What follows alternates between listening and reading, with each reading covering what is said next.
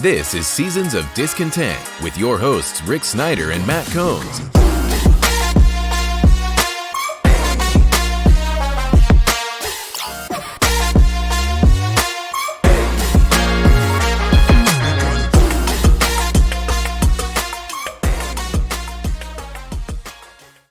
Welcome to Seasons of Discontent, Season 9, Episode 24. 24. Brought to you by Rick Snyder's Washington on YouTube.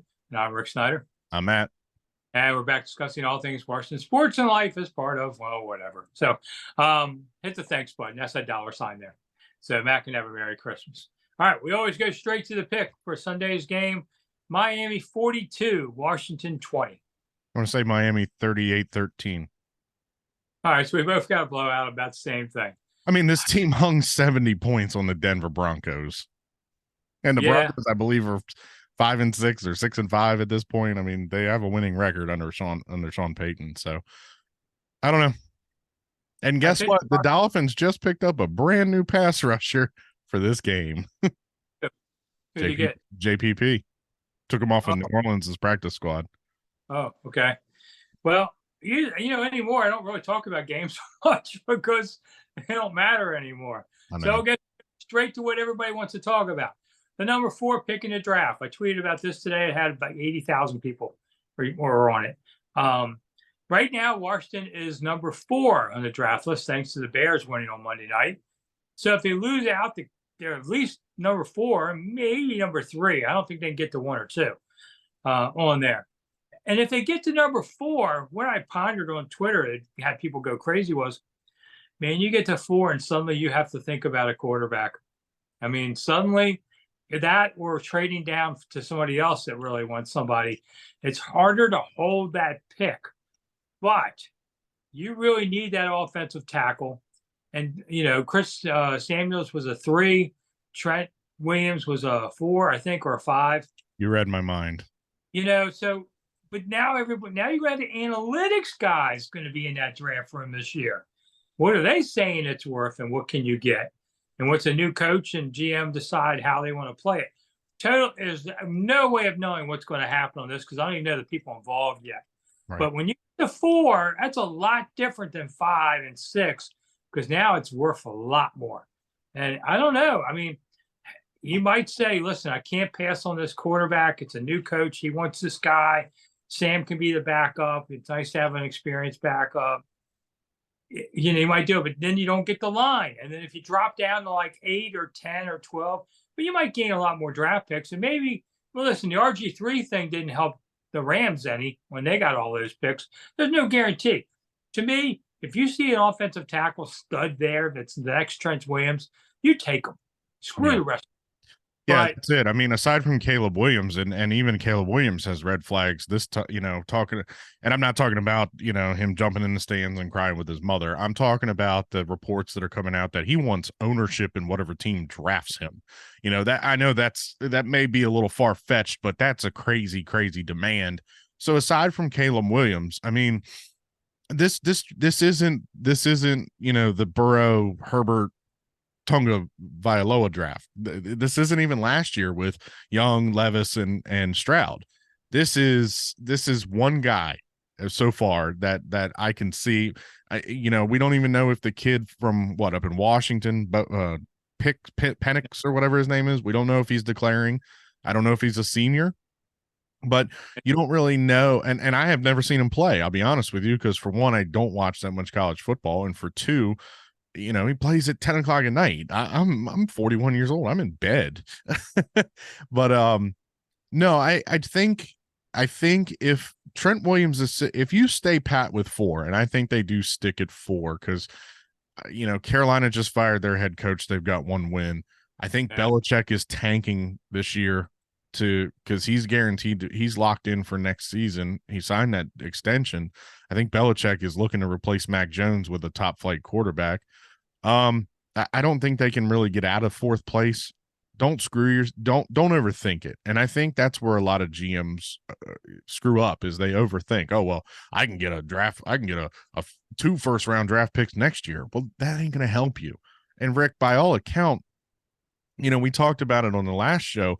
This job is supposed to be one of the more attractive jobs in the NFL. And one of the reasons is because of Sam Howell. You have a young quarterback on a rookie deal. Now, granted, it's 2 seasons left, but you have a rookie. He's leading in the league in passing right now. I mean, that they're trying to get him to the Pro Bowl. This is not a small, and he's on a crap team, aside from his weapons. You have, and also you go quarterback and you push the offensive line to the 3rd and 4th round, which they've done every year that Rivera has been here. What's the rookie quarterback going to get sacked 53 times? I mean, you have to protect the quarterback. You protect Sam, he's going to deliver. And, at least for 2 more seasons, while it gives you time to build up your DBs, your linebackers, and your offensive line. I think you have to go offensive line with that first pick. Here's the scary part. We kind of alluded to the last show. You go into the last game. Rivera wants to win that last game. Dallas may not need it. You win that last game, you may go from 4 to 8, something like that. It's almost like you almost have to fire Ron to avoid that from happening. But they're going to. Ron's staying all season, just like I told you. Well, until the last game, maybe. I don't know. It's like Harbaugh. He can coach during the week, but not Saturdays. Whatever that weirdness was. But that's where you almost have to put Ron aside and just let him try and lose that game, because you don't want to lose those spots. That would be classic with this organization. Bill O'Brien did that to Houston. Won the last game, knew he was getting fired. They lost out on the top picks. You can't have that. So that's kind of a really scary thing. Ended up working out for Houston, though. Yeah, I mean, listen, the draft is not a perfect science, even though it may be analytically driven from now on, instead of a guy getting off his boat and just picking something. In the old days, George Preston Marshall used to just read magazines about players and pick somebody out of there, the Redskins owner. So, in one year he picked a guy who was only a junior, Cal Rossi, out of USC or UCLA, running back. And they said, well, you can't pick him because he's not a senior. There goes the pick.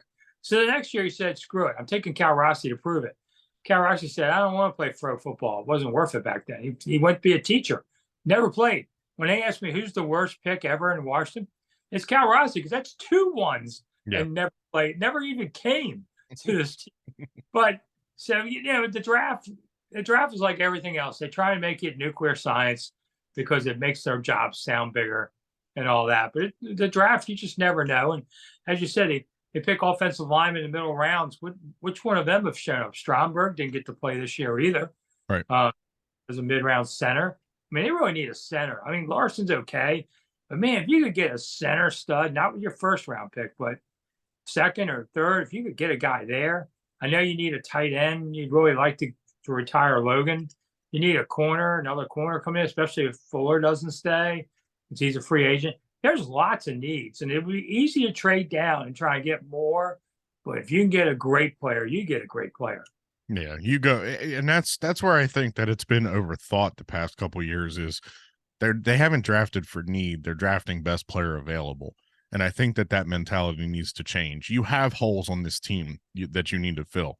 The Chiefs, the Ravens, Philly, those guys. They're even drafting for need. We saw Philly take defensive players last year in the first round because they had bad defensive performance in the Super Bowl. That's not they're drafting for need. They're not drafting for best player available. So that's where I think that a lot of GMs overthink it. When they say best player available, that's a common lie that they use to just try and mitigate that. They say, I really want this guy, but and it's a room decision. These are all lies that they say. That's just their way of backing out of it.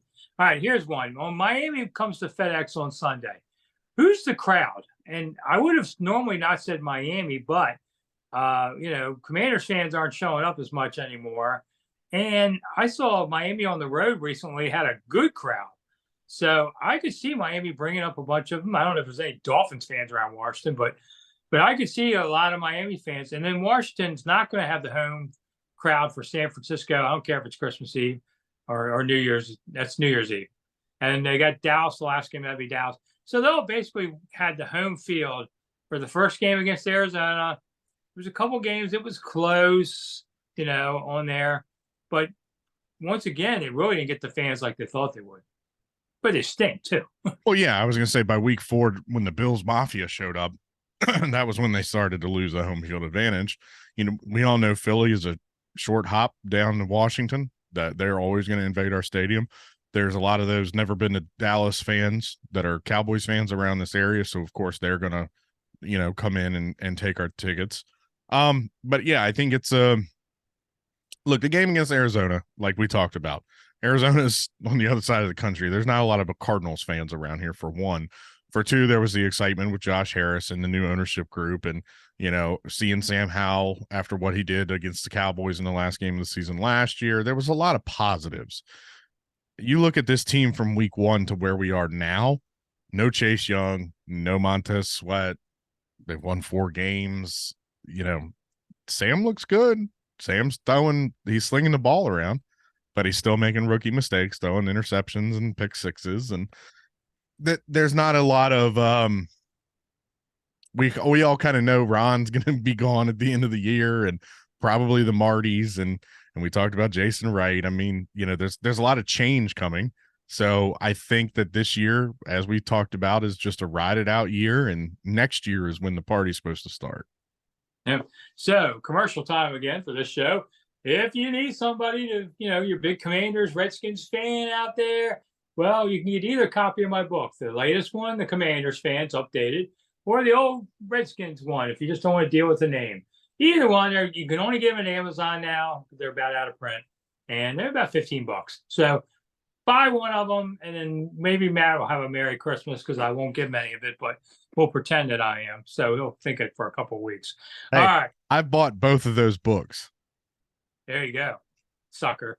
And all right, here's a question. Are fans starting to get impatient with Harris? I'm starting to see a lot of sourness on the Twitter. Gee, imagine that. But yeah, a lot of people are already kind of barking at the guy. Well, it's like I just talked about. I mean, I think that they thought he was going to come in here, snap his finger, and we were going to turn into the 91 Super Bowl team. It don't work that way in today's NFL. He got the team too late. The sale was completed too late. We had to ride with Ron and Dan's decisions. And I think we talked about this when the transaction was approved and the transaction for the sale was made. It's not a click of the mouse. It's not a snap of the finger. It's not going to happen instantly. This is going to take a year, and that's what it is. Look, Twitter is the land of negativity. We know this, but I'm willing, as a fan of this team, I was willing to wait this year. Is it frustrating that they suck? Yes. Is it frustrating that Ron stands there with his arms crossed and shows absolutely zero emotion? Yes, it is frustrating. But at the same time, I am hopeful that there is light at the end of the tunnel.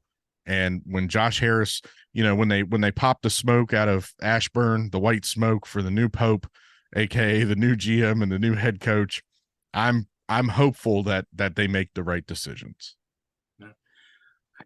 Yeah, I guess I'm going to come back for another season. I was trying to decide to retire or not. I kind of want to see what the new thing happens. So not that I expect the first year with them to be great, but where else am I going to go? So, hey, look, I'll let you retire if they rebrand the team again. Oh, yeah. All right. So one last thing: the Washington Wizards won a game. They are now, I think, 3-12 or 3 and something. I mean, what a horrible thing! What's Wes Unseld got to do to get fired on that court? They're getting crushed every night. They were 2-13. They beat another 2-13 team, Detroit. But woo, they are bad. And man, we just won't fire people. And you know, Wes is a nice man, but they're not playing any defense at all. They're giving up 130 a game. Who does that? Which means what? And guess what? They're gonna lose all these games this year, and they're gonna still end up picking 6th. Yeah, and they'll get a European player who needs to be developed. You know. Yeah, we're going to get Johan Vesely 2.0. Yeah, I thought that was Ernie's deal doing that, and they never show up. But I guess it's this thing now. I can never imagine why the NBA cannot get at least a dozen really good players every year, because they play basketball all over this planet, and they're drafting from all over this planet, and they still can't get anybody. I know. Yeah. Baffling. So if you just, like I said, we just got a break for a long time because of Dan Snyder. But now the heat's on him. And before we go, I just think, do you think Dan Snyder's on his yacht cackling evilly about It wasn't me. Why we lost? Well, yes, it is. But I could hear him cackling, as he clinks a glass of Dom Perignon. He's narcissistic enough to believe that it wasn't his fault. But we all know deep down inside it was 90% Dan Snyder's fault. He made the draft picks from what we've heard. He picked the GMs, aka the racquetball teammates. He's the one that picked the head coaches. He's the one that picked the players. It is all Dan's fault. And that's the thing. Harris knew what he was getting when he bought the team. Harris knew that this was, it's very similar to his other teams. Why else are you going to sell you're not going to sell a football team if they're 3-13 every year and going to the playoffs. It's not going to happen. So the reason that this team was up for sale, aside from obviously the sexual indiscretions and stuff like that against Dan Snyder, but there was a reason that this team was up for sale. The team was up for sale because they suck and the juice wasn't worth the squeeze for him anymore. I don't know. Dan is narcissistic enough to sit on his boat over in Europe watching some Cannes film festival, clinking wine with some hottie that he picked up off the street because he's got a little bit of money. But yeah, it's definitely his fault. And he's going to tell everybody, see, it wasn't me, it's them. And they'll all go, yes, you're right. That's yes, sir. Yes, sir. Yes, sir. You have $6 billion. Yes, sir. Yes, sir. There you go. All right, we're out of here. I'm Rick Snyder. I'm Matt. Bye. Thanks for listening to Seasons of Discontent with your hosts, Rick Snyder and Matt Combs.